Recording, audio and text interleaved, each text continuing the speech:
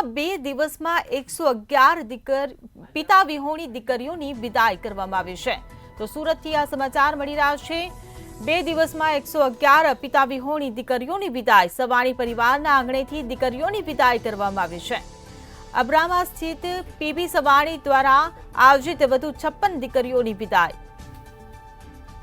દીકરીઓની ભાવસભર વિદાય સવાણી પરિવારે આપી। તો સરદારની પુણ્યતિથિએ પ્રતિમાને પુષ્પાંજલિ અર્પણ કરી લગ્ન વિધિમાં જોડાયા હતા। સુરતથી આ સમાચાર મળી રહ્યા છે। સરદારની પ્રતિમાને દીકરી અને જમાઈએ પુષ્પાંજલિ અર્પણ કરી હતી।